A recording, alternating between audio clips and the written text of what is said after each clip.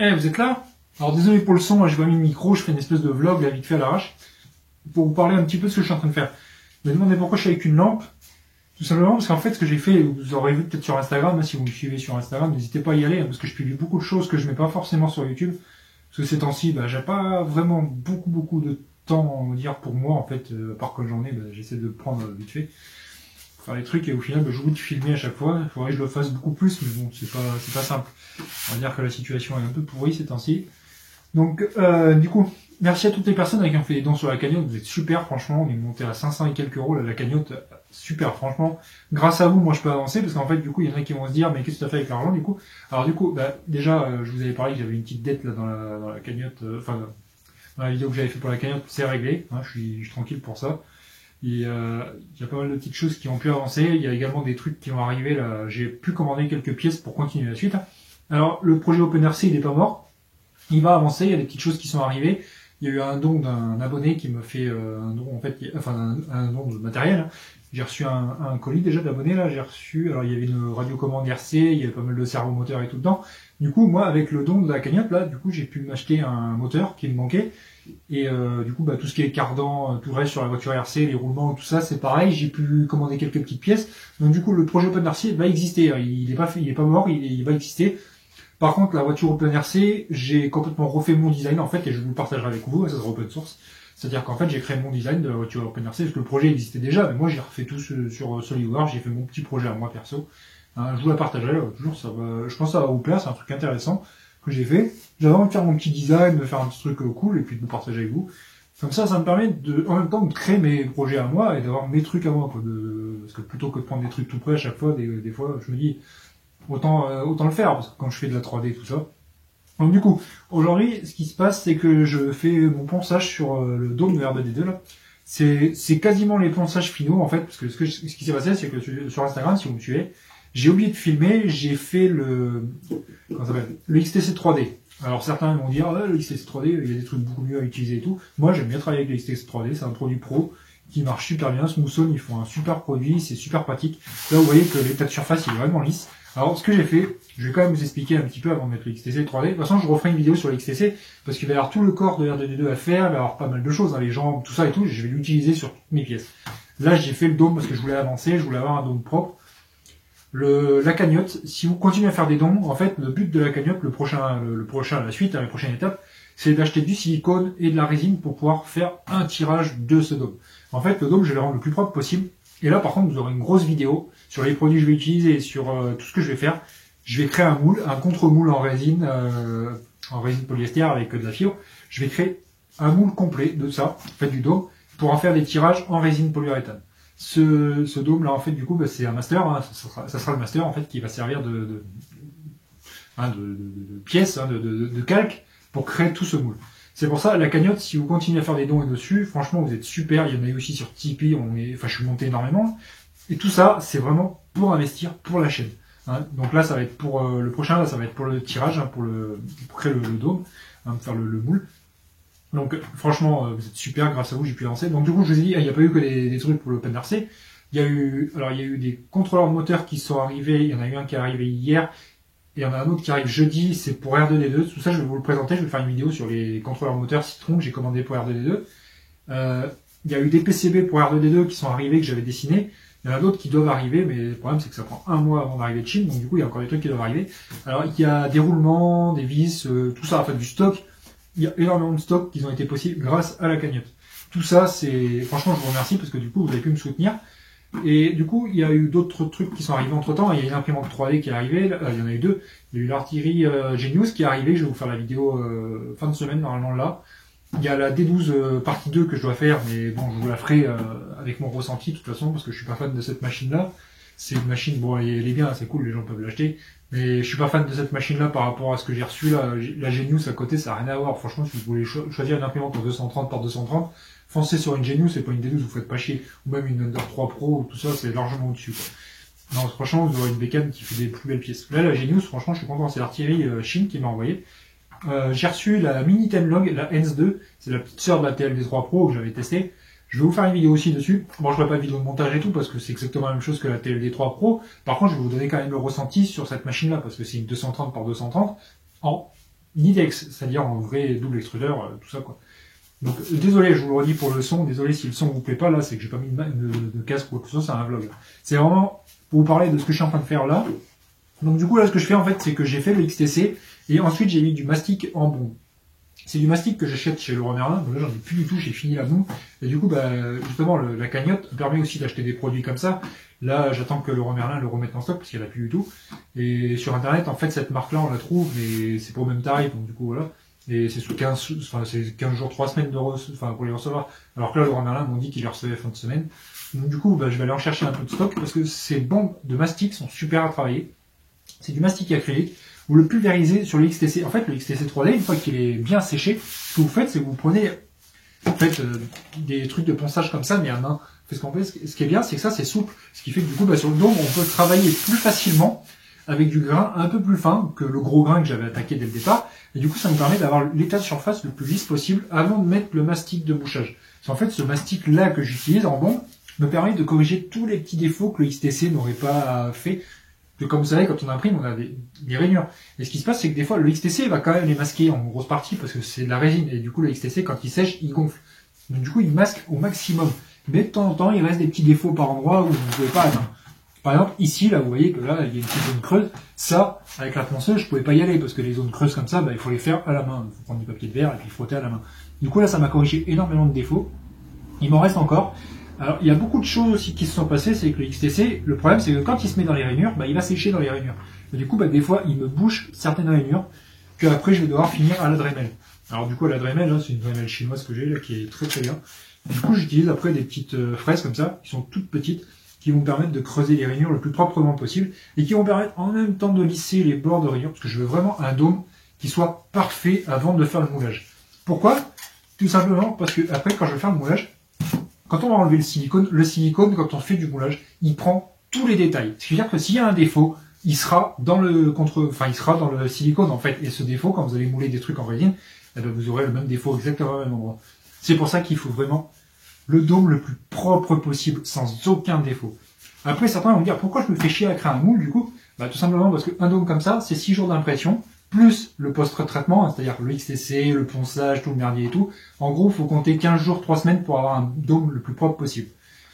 Le truc, avec un moule, après, bah, le moule, lui, il va me prendre, le silicone, ça va me prendre 24-48 heures à peu près. Ensuite, le contre-moule, c'est pareil, il va y avoir un petit peu de temps et tout. En une semaine, je vais créer le moule. Peut-être que pendant ce temps-là, j'aurais pu imprimer un dôme. Sauf que après, une fois que j'aurai un moule, la résine polyuréthane, c'est 45 minutes à sécher. Ce qui veut dire qu'en 45 minutes, je sors un dôme propre qui ne sera pas à poncer. Il y aura peut-être un petit peu de défaut par endroit, mais je veux dire, après, il y aura les petits ébavurages et tout ça. Mais ce que je veux dire, c'est que par rapport à ça, j'aurai un gain de temps énorme. Ce qui fait que du coup, bah, ça me permettra de faire des dômes.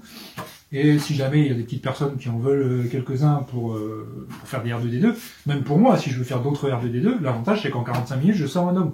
Comme je vous ai dit, et en 45 minutes, je sors un dôme, j'aurais peut-être juste à le poncer et vite fait un petit coup avec le petit grain, et un coup d'après de peinture et c'est prêt, quoi. Et l'avantage aussi, c'est que là, ça c'est un dôme, c'est du PLA. C'est du PLA. C'est-à-dire que si je le laisse au soleil toute l'après-midi pendant un après-midi d'été, le R2D2, il est déformé, il est foutu. Alors qu'avec de la résine polyuréthane, ben en plein soleil, ça bougera pas, parce que ça résiste aux UV, ça résiste à tellement de trucs. Et aussi un autre avantage, c'est que la résine, on peut l'intégrer dans la masse. On peut même mettre des charges, des trucs comme ça. Et ce qui est bien, c'est qu'il y a des charges métalliques. On peut mettre de la poudre métallique dans la résine. Et ce qui est bien, c'est que si on fait un dôme avec de la poudre métallique, eh ben après, on aura juste à passer un petit coup de papier de verre comme ça. Et en fait, je l'avais déjà fait sur des petites pièces. Et franchement, la poudre métallique, mais nous avait rendu vraiment, c'est parfait, quoi. Ça ressemble vraiment à du métal. Là, c'était de la poudre d'étain que j'avais utilisé. De la poudre d'étain. Vous la frottez, franchement, vous la frottez légèrement. Vous passez un petit coup de belle gomme à l'huile, que j'utilise souvent pour polir. Franchement, vous avez quelque chose de super propre et ça a vraiment un rendu métallique. Et du coup, ça évite d'acheter un dôme en métal. Pourquoi? Parce qu'un dôme en métal, vous savez combien ça coûte? Ça coûte 500 € un dôme en aluminium. Là, j'aurai un dôme en résine avec un rendu qui sera proche du métal. Et la résine, un dôme comme ça, je pense que pour de la résine, j'en ai avoir pour 1 kg ou 2. C'est-à-dire, c'est 40 € à faire le dôme. Après, bon, si je les vends, je pense que ça sera dans les 120, 130 €, peut-être, hein, peut-être même plus, 150 €. Pourquoi? Pour rentabiliser aussi le moule. C'est pour ça que, voilà, quoi. Je pourrais peut-être les vendre plus cher. Certains vont me dire, tu peux les vendre beaucoup plus cher. Mais le but, c'est pas non plus de faire un commerce de ça, c'est juste pour rendre service à la communauté et moi d'avoir des dômes prêts quand j'ai besoin, quoi. Alors comme ça, si jamais je vais sur des Makerfair ou quoi que ce soit, je prendrai mes moules avec moi, et si jamais je veux faire un moule sur un Makerfair, je veux faire un dôme de R2D2, je pourrais vous faire une démo. Alors, vous voyez que c'est vraiment le truc, enfin, j'ai vraiment envie de faire quelque chose de bien concret sur ma chaîne YouTube. Ça prend un peu de temps avant de tout mettre en place parce que je suis tout seul. Hein, il n'y a personne pour faire mes montages ni quoi que ce soit. J'ai besoin de personne. Hein. Je veux pas, pour l'instant, je veux personne. Je veux faire mon travail tout seul. C'est juste que c'est du temps à prendre en place, à mettre en place. Il y a des outils, le temps que je me récupère pas mal d'outils aussi parce que j'en ai vendu énormément. C'est pareil, si la cagnotte continue à monter et qu'on atteint un budget assez conséquent, il y a un tour métal que j'ai vu sur AliExpress là, qui est à 480 €. C'est pareil, si un jour j'ai les moyens de me le payer, le tour métal, c'est un mini tour métaux. C'est pas un truc de merde là, c'est pas un jouet, c'est un vrai tour métal. Lui, j'aimerais vraiment. En fait, j'ai récupéré plein de palettes là, et en fait, ce que je vais faire, c'est que je vais faire des meubles là, un peu partout dans la grange là. Et en fait, ce serait pour faire vraiment tout ce qui est tige comme ça. À chaque fois, là, je le fais à la main. Je fais mes filetages à la main, tout ça avec les vieux tarots, tout. C'est super chiant à faire avec des tarots. Avec un tour métal, je pourrais faire des tiges exprès pour R2D2 en fait. Même pas que pour R2, pour tellement de projets. Créer des tiges, créer des vis, même pas que ça. Il y a des pièces, tourner des pièces, genre des holographiques comme ça, là, tourner des trucs super intéressants en métal. Et le métal, l'aluminium, là, il y a pas loin, il y a un gars qui a un garage. Enfin, pas un garage, c'est une espèce de casse, quoi. Et en fait, il a plein de moteurs de voiture, tu peux les passer à la fonderie et puis tu refais de l'aluminium, quoi. Il n'y a pas que lui, il y en a énormément dans les coins, là, qui s'en débarrassent. Et du coup, ça fait du métal à récupérer. Et franchement, il y aurait moyen de récupérer, de recycler. Et c'est ça le principe d'un maker aussi, c'est de sauver des choses, quoi. Donc voilà. Donc là, ce que je vais faire en fait, c'est que je vais vous faire une espèce de time-lapse pendant que je bricole, que je ponce et tout ça. Puis voilà quoi. Et du coup, vous avez mes petites fraises, vous allez vous demander à quoi ça sert. Alors du coup, c'est pour les rainures.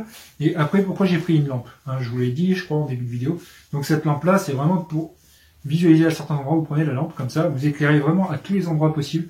Et vous prenez un crayon à papier, un truc de menuisier ou quoi que ce soit là.